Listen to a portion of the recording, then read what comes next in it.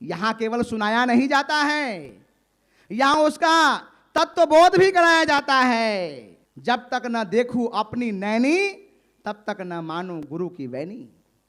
जब तक हम स्वयं नहीं देख लेते, वह परमात्मा कहने, सुनने और सुनाने का विषय नहीं है। कहा सुनी की है नहीं, देखा देखी बात, और दुल्हा दुल्हन मिल गई तो फीकी पड़ी बारात। सत्संग में सब कुछ है, एवरीथिंग इज नाउ। जिनको भी परमपिता परमात्मा की प्राप्ति हुई, सत्संग से हुई। सत्संग में मिलते हैं हीरे, पर मिलते हैं धीरे धीरे। जिसने खोज निकाली महिमा सत्संग की, देखी अजब निराली महिमा सत्संग की। जो अपने आत्मा के दर्पण में देखना सीख जाता है, अंतर उतरना सीख जाता है, अंतर बढ़ के पौड़ी चढ़ के तू नजारा देख ले। एक बार अपने जीवन का डोर गुरु महाराज जी के चरणों में सौंप कर देखिए। आपकी तकदीर न बदल जाए तो कहना, आपका जीवन न बदल जाए तो कहना। घटघटवासी परमपिता परमात्मा, ज्ञान के दाता ईष्ट देव श्री गुरु महाराज जी के चरणों में नमन वंदन करते हुए, मंचासीन पूजनीय संत समाज, आदरणीय महानुभावों, प्रेमी सज्जनों और मातृ शक्ति के प्रतीक शक्ति स्वरूपा भक्तिमती प्यारी माताएं बहनों, इस बंगाल के पुण्य भूमि के शहर आसनसोल में 2 दिवसीय सद्भावना सम्मेलन में आप सभी यहाँ पर उपस्थित होकर के आत्म कल्याणकारी सत्संग प्रवचन को श्रवण कर रहे हैं। अभी आप पूज्य महात्मा जी के सारगर्भित विचारों से अपने जीवन को कृतार्थ कर रहे थे और यहाँ सत्संग की महिमा बताई जा रही है। आप सब महात्मा कबीर के बारे में जानते होंगे।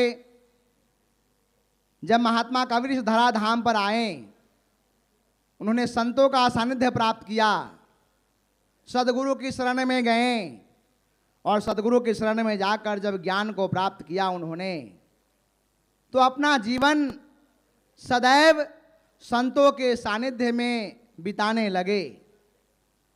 उनके इस सेवा भक्ति सत्संग से प्रसन्न होकर के परमपिता परमात्मा ने बैकुंठ से विमान भेजा। तब कहा राम बुलावा भेजिया, दिया कबीरा रोए, जो सुख साधु संत में सो बैकुंठ न होए।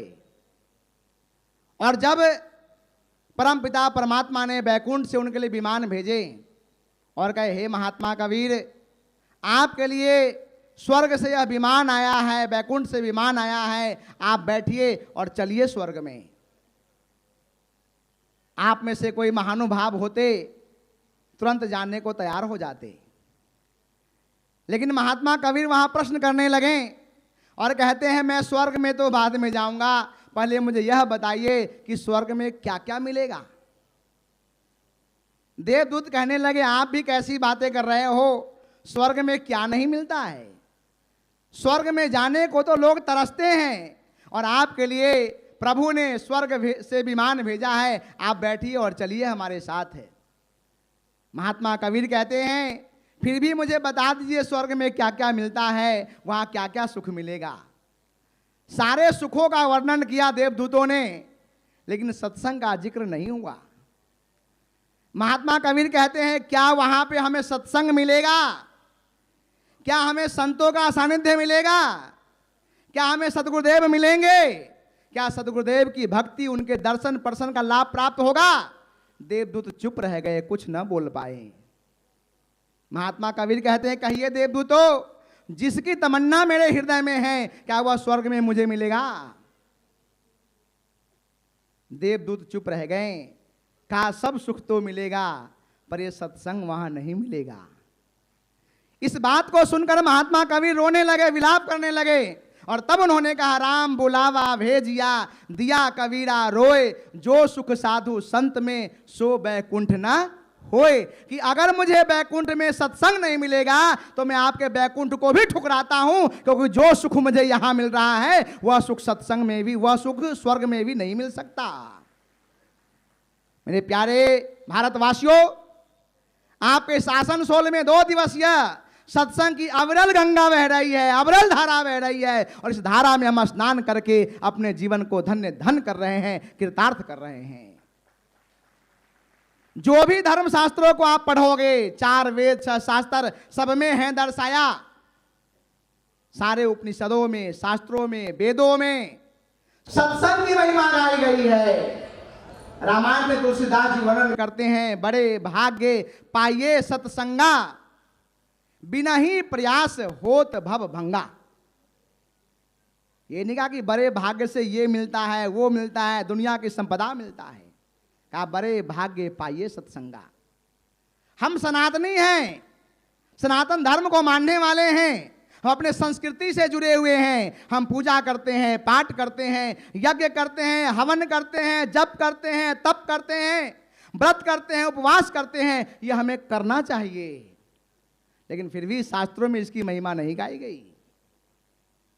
संत शिरोमणि तुलसीदास जी कहते बड़े भाग्य पाइये सत्संगा।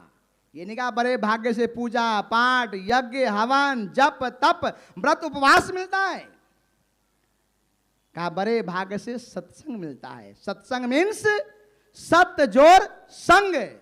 सत्य क्या है? गो गोचर जहां मन जाई, सो सब जानहु माया भाई। इस संसार में हम चमड़ी के चक्षु से जो कुछ भी देख रहे हैं, यह सब माया है, यह सब नाशवान है, यह सब नाश होने वाला है।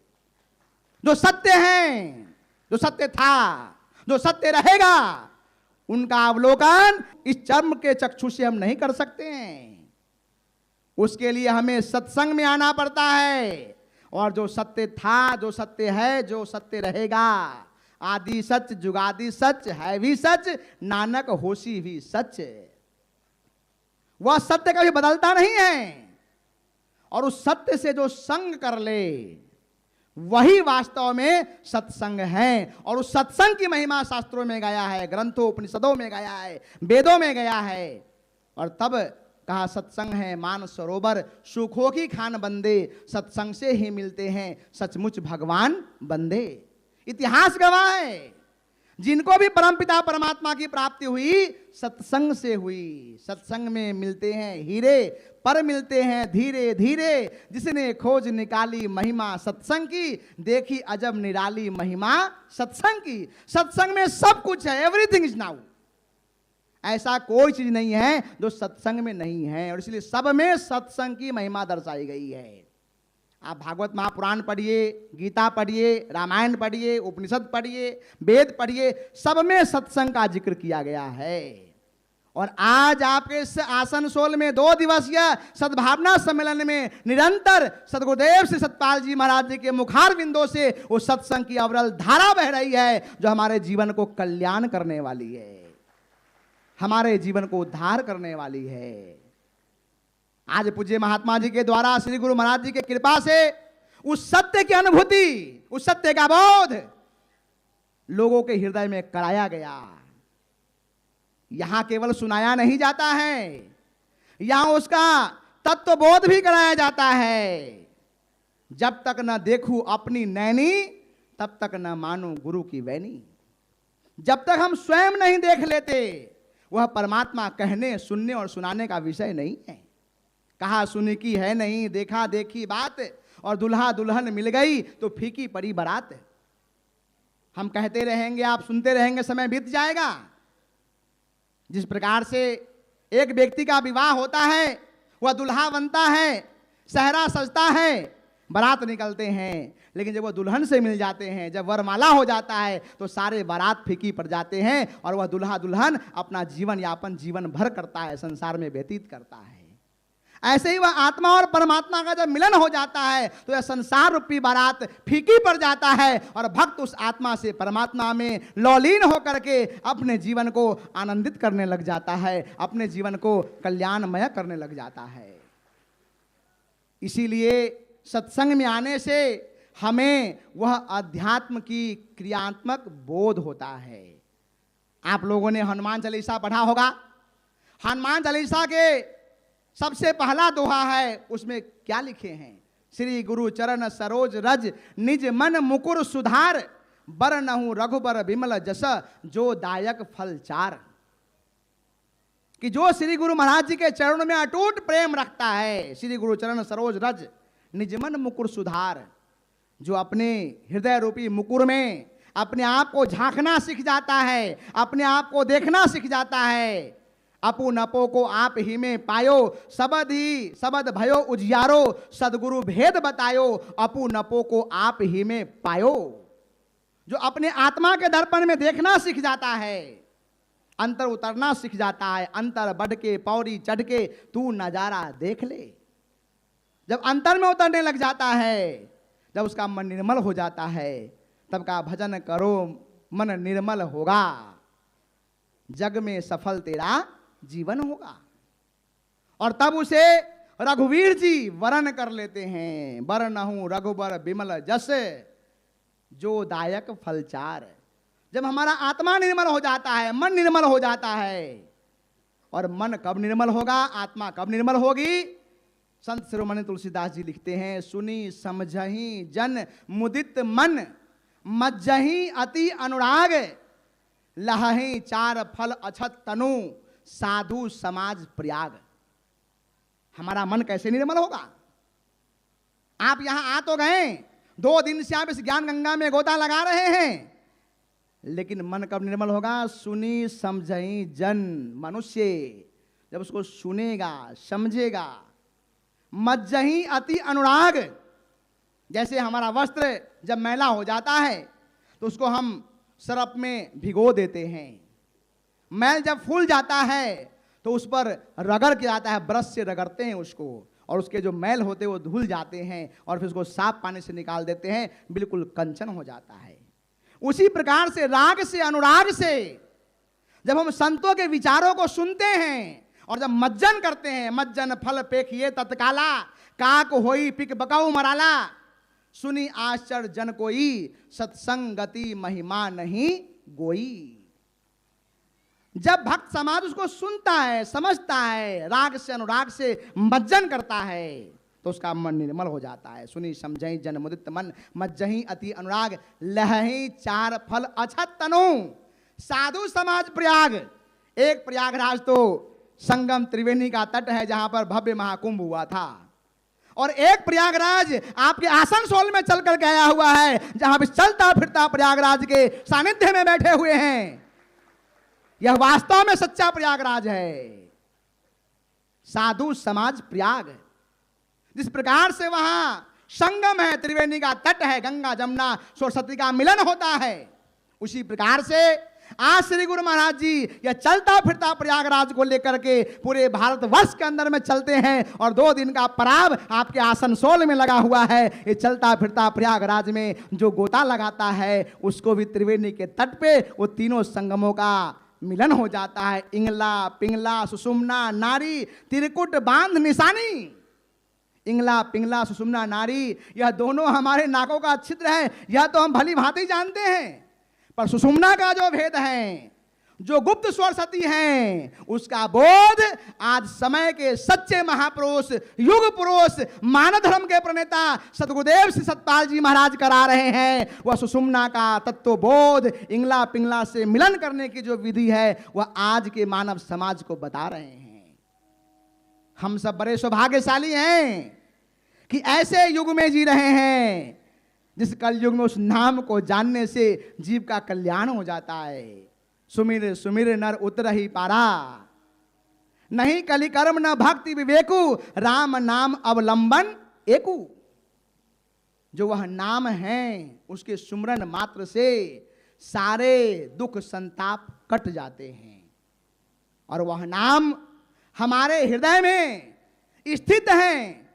महात्मा कबीर कहते हैं, नाम भी आपके पास है और आप नामी जपने वाले भी स्वयं हो, लेकिन जब तक आप सदगुरु से नहीं मिलोगे, उनके सानिध्य में नहीं बैठोगे, जब तक उस तत्व को नहीं जानोगे, आपके पास सब कुछ है, लेकिन सब कुछ रहने के बावजूद भी आप अनभिज्ञ हो।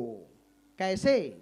जैसे एक महात्मा जी थे, तीर्थ याटन पे निकले, सफर करते करते तीर्थ यात्रा का मंजिल बहुत दूर था, शाम का वक्त हो गया। एक भक्त के यहाँ गए, कहा शाम का वक्त हो गया है, संध्या हो गया है, आज रात में आपके यहाँ विराम करना चाहता हूँ। भक्त ने कहा, भाग भला जागर संत पधारे, हमारे तो भाग्य है जो आप चलकर मेरे घर आए हैं। आइए महात्मा जी विराजिए, जो भी सूखा रूखा है आपको भोजन कराऊंगा, सुबह आप चले जाना यात्रा को। बहुत जो निर्धन भक्त था पर भाव सच्चा था उनका। उन्होंने जो भी थी साग रोटी बनाई, वो चटनी पीसा और महात्मा जी को उन्होंने जो भोजन कराया। महात्मा जी को बड़ा आनंद आया, भक्त का भाव देख करके वह बड़े गदगद हो गए, आनंदित हो गए। महात्मा जी ने कहा मैं 7 दिन के लिए तीर्थ यात्रा पे जा रहा हूँ, ये भक्त निर्धन है, गरीब है, साधु की सेवा किया है, इसकी दरिद्रता खत्म होनी चाहिए। महात्मा जी के झोले में एक अनमोल पत्थर था, वो पत्थर निकाले और कहा भक्त देख 7 दिन के लिए मैं तीर्थ यात्रा पे जा रहा हूँ, ये पत्थर तो अपने पास रख ले, ये बड़ा बेशकीमती पत्थर है और तेरे घर में जो भी लोहा होगा उसको स्पर्श करा देना, वो लोहा से सोना बन जाएगा और 7 दिन में तो जितना चाहे लोहा को छुआता रहे और सोना बनाता रहे। मैं 7वें दिन के बाद 8वां दिन आऊंगा और यह अपना पत्थर लेकर के चला जाऊंगा। वह पत्थर अमानत के रूप में महात्मा जी ने भक्त के पास रख दिए। महात्मा जी चले गए तीर्थयाटन को। भक्त ने कहा बाजार चलते हैं, इसका भाव मुलाते हैं। लोहा का भाव थोड़ा बढ़ा हुआ था, कहा थोड़ा भाव कम हो जाएगा, रेट गिर जाएगा तब खरीद लूंगा।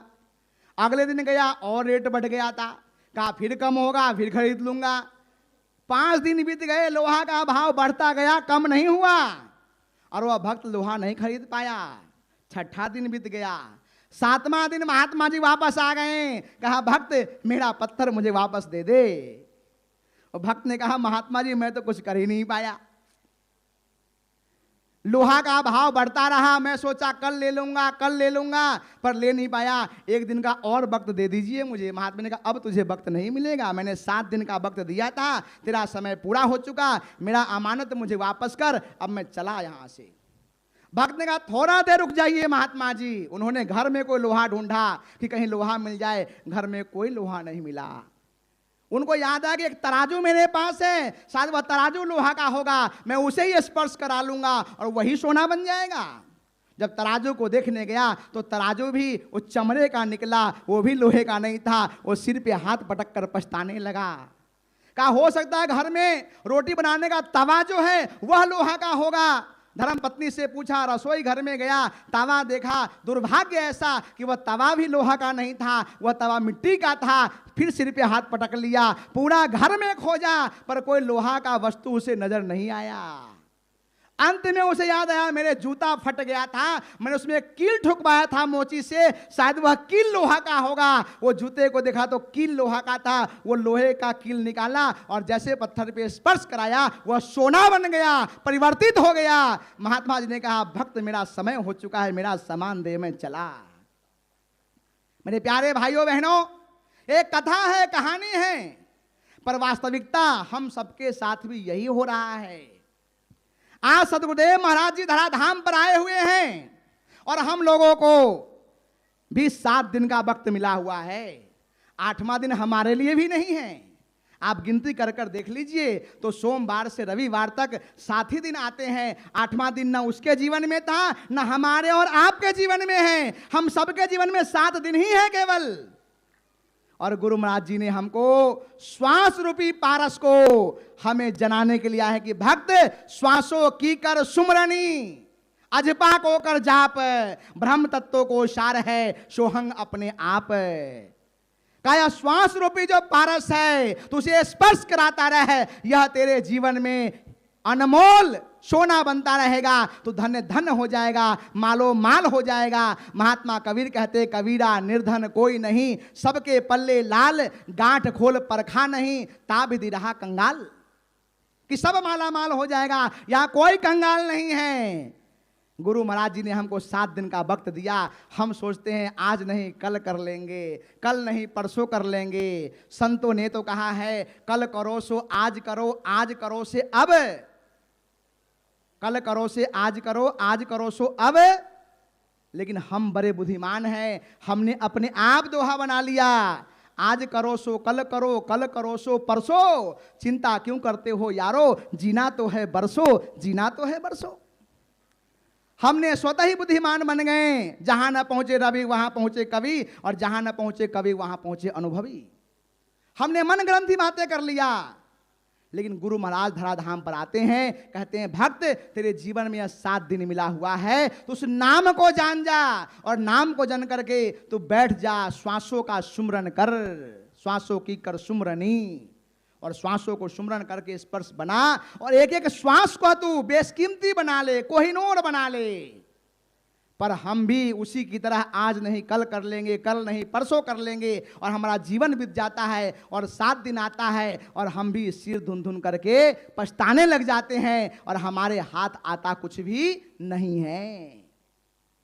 तो आप इस आसनसोल की पुण्य भूमि पर 2 दिन सद्भावना सम्मेलन में उपस्थित हुए हो, तो कहीं आपका जीवन भी उस भक्त की तरह न रह जाए। गुरु महाराज जी आज खजाना लुटा रहे हैं। राम नाम की नैया लेकर सदगुरु करे पुकार, आओ मेरी नैया में ले चलो भव से पार, आओ मेरी नैया में ले चलो भव से पार। प्यारे प्रेमी सज्जनों, आज गुरु महाराज जी वो राम नाम की नैया लेकर के खेवटिया बन करके हमारे बीच में आए हुए हैं कि आओ मेरे नैया में बैठो, और जो मेरे नैया में बैठेगा उसको मैं भव सागर से पार उतार दूंगा। वो तो पारस केवल लोहा बनाता है स्पर्श कराने से, लेकिन जिनके दर्शन आपको हो रहे हैं, जिनका आप प्रवचन सुन रहे हैं, उनके लिए तो संतों ने कहा है सदगुरु और पारस में बड़े अंतरो जान, पारस लोहे को सोना करे और सदगुरु कर ले आप समान। पारस को स्पर्श कराने से लोहा सोना तो बन सकता है, अपितु उसमें एक कमी है, और सोना तो बना देगा, लेकिन अपने समान पारस नहीं बना सकता है। पर जिनका दर्शन आप कर रहे हैं, जिनके सत्संग आप सुन रहे हैं, वह तो ऐसे महापुरुष हैं कि वह अपना ज्ञान दे करके अपने समान बना लेते हैं, अपना सर्वस्व दे देते हैं कि मानव इस ज्ञान को जान करके अपने जीवन को सफल कर ले, धन्य कर ले, कृतार्थ कर ले। तो ऐसा मौका हमें बार बार नहीं मिलता है। समय का चूका सिर मारे और दाव का चूका फिर मारे। समय है, इस समय को मत गवाइए, समय को संजो कर रखिए। महापुरुषों के दर्शन से, सत्संग से, उनके सेवा करने से हमारे कई ताप संताप मिट जाते हैं, हमारा जीवन सुखी हो जाता है, सफल हो जाता है। तो जहां भी श्री गुरु महाराज जी के सत्संग होते हैं, प्रवचन होते हैं, आप लोग वहां जाइए, सत्संग सुनिए, सेवा कीजिए। हनुमान जी ने सेवा किया। पूज्य महात्मा जी ने कितना सुंदर वर्णन हनुमान जी का कर रहे थे कि हनुमान जी ने किस प्रकार से सगुण ब्रह्म का दर्शन करने के लिए भेष बदल करके आते हैं और प्रभु को रिझाते हैं, और बाद में वही हनुमान बनते हैं। हनुमान कौन है? जिसने अपने मान को हनन कर लिया, वही हनुमान है। मिटा दे अपनी हस्ती को, गर कुछ मर्तबा चाहे, गुले गुलजार होता है जब दाना खाक में मिल जाता है, जब दाना खाक में मिल जाता है। बड़े बड़े वृक्षों को आप देखते हो, एक छोटा सा बीज होता है, बीज को हम जमीन में बोते हैं, जब वो अपने अस्तित्व को मिटा देता है तो वही विशाल वृक्ष बन जाता है और हमको फल फूल और छाया देने लग जाता है। उसी प्रकार से जो हनुमान बन करके अपने मानों का हनन कर लेता है, गुरु महाराज जी की आज्ञा में अपने आप को न्यौछावर कर देता है, गुरु की आज्ञा वही, गुरु की आज्ञा जाए, गुरु की आज्ञा राखे सिर पर, 3 लोक डर नाए। जो अपने आप को समर्पित कर देता है, अब सौंप दिया इस जीवन का सब भार तुम्हारे हाथों में है, जीत तुम्हारे हाथों में और हार तुम्हारे हाथों में, अब सौंप दिया इस जीवन का सब भार तुम्हारे हाथों में। एक बार अपने जीवन का डोर गुरु महाराज जी के चरणों में सौंप कर देखिए, आपकी तकदीर न बदल जाए तो कहना, आपका जीवन न बदल जाए तो कहना। ये ऐसे साकार ब्रह्म हमारे बीच में आए हुए हैं, उनके दर्शन करके, सत्संग करके, सेवा करके अपने जीवन को जो कृतार्थ करें। इसी शब्दों के साथ मैं वाणी को विराम दूंगा।